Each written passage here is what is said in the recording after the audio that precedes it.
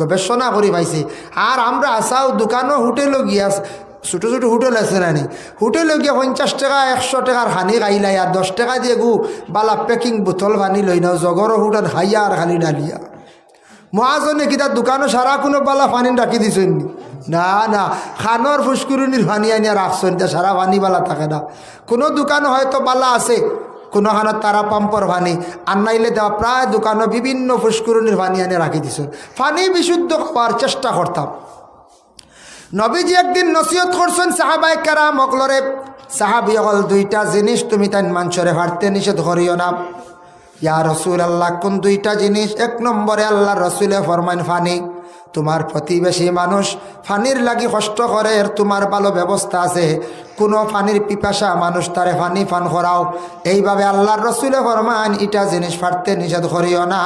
আর 2 নম্বর হইল রাস্তা নিয়া কোনোদিন মানুষের আটকাইও না, নিষেধ করিও না, তারে সুবিধা করিয়া দিও। যদি কোনো মানুষে চাইছে রাস্তার জন্য জায়গা, বিনিময়ে টাকা দেয় আপনার কাছে খুঁজিছে বিপদগ্রস্ত মানুষ, তারে তুমি তান কি করিও? রাস্তার ব্যবস্থা করিয়া দিও। তোমার জন্য তোর রাস্তা খোলা হইব।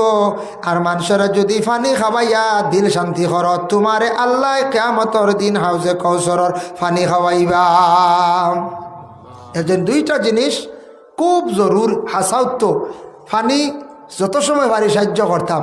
এর লাগি জমজমর পানি এটা হইল খাওয়া বহুত খুশনসিবি। আল্লাহ আপনার সবরে খাওয়াইতো, খেয়াল আছে না?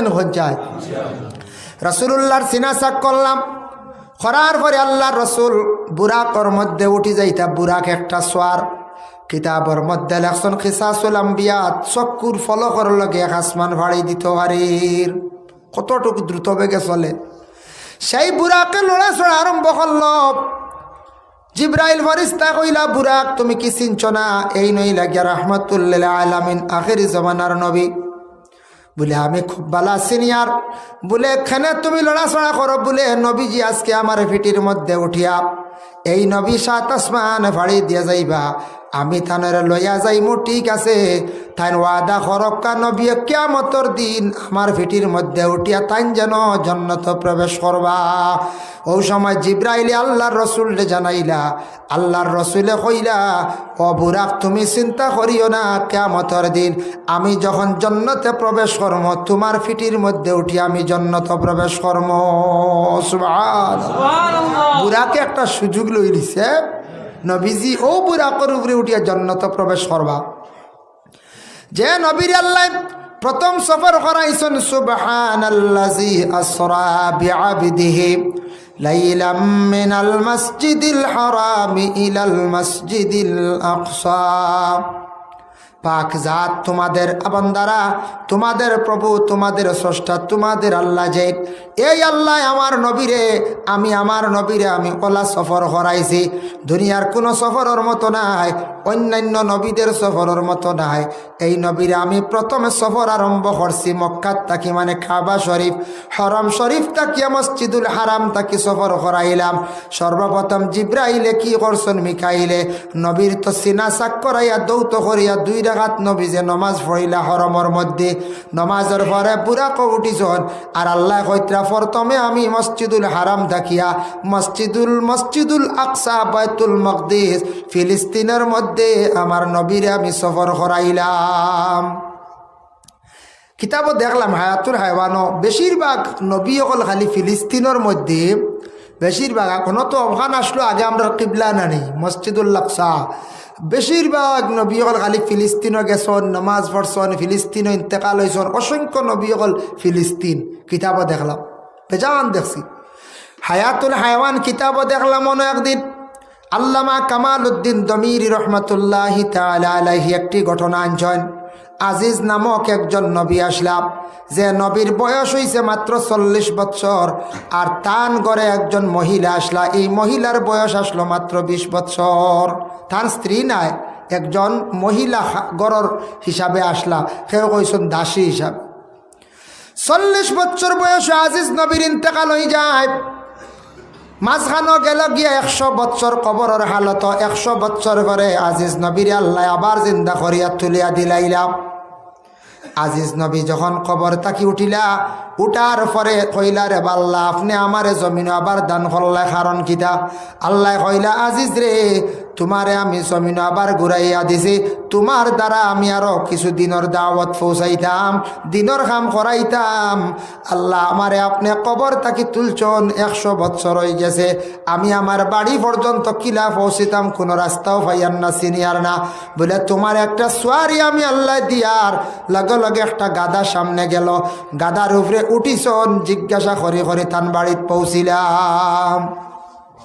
বুধ পাইছন নি? গাদা পাইছন 100 বছর পরে পরিবর্তন হয়ে যায় না কত কিচ্ছু। আজ যদি ও গ্রামর এক এলাকার বাটইয়া এলাকার এক ছেলে যদি 50 বছর বাড়িত আসে না গিয়া যদি মহারাষ্ট্রে থাকে, 50 বছর আগে গেছলা আর এখন আইয়া চিন পাইবানি কোনো মানছি? মনে কর তাইন গেছলা জোয়ান, এখন বৃদ্ধ হয়ে গেছেন বলে একবার যাই আইয়া চিন পাইবানি।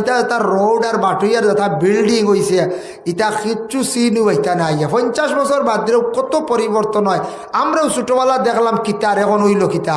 হ্যাঁ, 90 91 দেখলাম আমরা কিছু বুঝদারি এলে না খালা বাস, না খালা ঠাক, এটা কিচ্ছু নাই। আছে পঞ্চায়েত নাই, সারা বদলি গেছে গিয়া। রাস্তা খালি ন্যাশনাল মেইন রোড বাদে আর সারা রাস্তা হলো খাসা রাস্তা, এখন সারা হয়ে গেছে গিয়ে ফাক্কা ব্লক। কত পরিবর্তন হয়েছে। আজিজ আলাইহিস সালাতু ওয়াস সালাম গাদার উপরে উঠছেন, জিজ্ঞাসা করি করি বাড়ির মধ্যে পৌঁছিছেন। গাদা হইতে মনে হয়েছে আরেকটা ফজিলত আপনাদের সম্মুখে আমি উপস্থাপন করি। আর দেখো ও কিতাবের মধ্যে হায়াতুন হায়াওয়ান কিতাবের মধ্যে আরেকটি ঘটনা আনছন। এমন তাকি আল্লাহর এক বন্দা রওনা দিছন, তাই মক্কায় যাইতা আল্লাহর গড্ডে তওয়াফ করতা, তাই নলে একটা গাদা লইয়া রওনা দিছন। আগর যুগ গাড়ি আসলো না, গাদা লইয়া এইভাবে উট লইয়া রওনা দিতাম। গাদাটা রাস্তাত যাওয়ার পরে হঠাৎ অসুস্থ হইয়া গাদাটা মারা গেছে। এমন তাকি বহু দূর মক্কায় কীভাবে তাই পৌঁছিতা, মাঝপথ আটকি গেলাম। বন্দা জলদি করিয়া অজু করছন, অজু করিয়া নফল 2 রাকাত নমাজ আদায় করি আল্লাহর কাছে দোয়া করছেন, আল্লাহ আমি মক্কায় কিভাবে পৌঁছিতাম, আমার গাদাটা মারা গেল। লগে লগে দোয়ার পরে আল্লাহর বন্দার গাদাটারে আল্লাহ আবার জিত্তা করিয়া দিলাইলাম। এটার তাকি সবক কিতাবর নিচে লেখছেন, সবক মিলল কিতা সবক বাবা বলে আপনি কোনো মুসিবতের মধ্যে পড়ছেন, বড় কোনো সমস্যা দেখা দিছে, আমরার কর্তব্য হইল জলদি ওযু করিয়া নফল নামাজ 2 রাকাত আমরা পড়িতাম, আল্লাহর কাছে পানা চাইতাম, আল্লাহর কাছে আমরা বেশি বেশি করিয়া দোয়া করতাম। হজরতে আজিজ বাড়ির যখন গিয়া পৌঁছিলা, পৌঁছার পরে গিয়া দেখুন ঘরের সামনে বৃদ্ধ একজন মহিলা। কইলা গো মা তুমি খেয়ে এই বাড়িটা কার? বলে এই বাড়ি হইল আজিজর। বলে আজিজ চিনচনি? বলে চিনতাম না, কেন এই বাড়ির আসলা? তাই মারা যাওয়ার 100 বছর হয়ে গেছে। বলে তুমি খে? বলে আমারে আজিজে বাড়িত রাখিয়া গেছলা, বয়স কত? বলে 120 বছর। 20 বছর তুইয়া গেছলা আর মাঝখানে 100 বছর, 120। বলে আচ্ছা ঠিক আছে গো মাম, তোমারে আমি কইয়ার আজিজ নবী গুড়িয়াই গেছো নিকান তুমি মানবা নি? বলে কিলা মানবো, আমি তো চৌকেও দেখি আর না। বলে আল্লাহ আমারে আবার জমিনের মধ্যে ফাটাইয়া দিলাইছন, আমি হইলাম গিয়া আজিজ। বলে আচ্ছা ঠিক আছে, আজিজ নবী যেই নাসলাম মুস্তাজাবুদ দাওয়া, তান দোয়া আল্লাহর দরবার কবুল হয়ে যাইতো, লগে লগে রেজাল্ট আই যাইতো। এবং তান কোনো বেমারি মানুষরে হাতাইয়া দিলে এই বেমার খান লগে লগে শিফা হয়ে যাইতো। আচ্ছা রে বা তুমি আমি চৌকে দেখি না, আমার চোখ গুনতা দেখি তুমি বালা করিয়া দিলাও। আজিজ নবী যেমনে চক্ষুর মধ্যে হাত রাখিয়া মুছা দিলা, মুছার সঙ্গে সঙ্গে মহিলার 2টা চক্ষু বালা হয়ে গেছে। বুধ ভাইত্রান চোখ ভালো হয়ে গেছে। 2 নম্বরে কইলাম আচ্ছা রে বা আজিজ তুমি যেইভাবে মৃত্যুবরণ করছলাই ঠিক তেমনি ভাবে তুমি উঠি আইছো, মানলাম তোমারে আজিজ। আচ্ছা দেখি চাইন একটা পরীক্ষা করলাম পাস, আমার 2খান হাঁটু চলে না, মানে ফাও চলে না, হাঁটুগুলা বন্ধ হয়ে গেছে। তুমি আমার 2টা ফাও বালা করিয়া দিলাও। আজিজ নবী 2খান ফাও এইভাবে মুছিয়া দিছন, লগে লগে মহিলার ফাও ভালো হয়ে গেছে গিয়া। সুবহানাল্লাহ, ফাও ভালো হয়ে গেছে। ও সময় আজিজ আলাইহিস সালাতু ওয়াস সালামে লগে লগে এই মহিলার বালা করে দেওয়ার পরে কইলা বালা করে চিনচনি? বলে খুব বালা চিনছি। বলে আল্লাহ তোমারে হটাই দিছন দিনের দাওয়াত লাগে বলে হয়।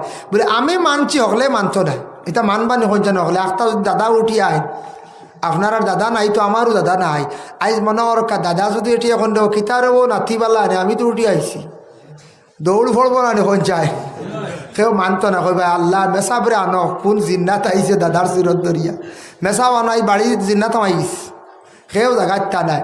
দাদা যদি কইন দেবা আমি আইসি রো আল্লাহ ভাড়ে মানতাম তা না যদিও মানতে কইবা আগলা করবা এটা তোমার জায়গা জমিন তার নামজারি আমরা করলিস কই ভাই না কইছে আর দাবি বি করিও রেজা শেষ। নামজারি চলেন নানি বর্তমানে নামজারির প্রতি সারা খেয়াল করবাম। নামজারি একটা সুবিধা দিছে যখন আপনার আমার নামজারিটা করার চেষ্টা করে লাইতাম আস্তে আস্তে সারাই করতাম। আল্লাহকে আস্তে নামজারি করার চেষ্টা করো নামজারিটা করলে সুবিধা হইব। নামজারি করতে সময় কোনো ফিতনা ফসাদ দাঙ্গা আনতাম না।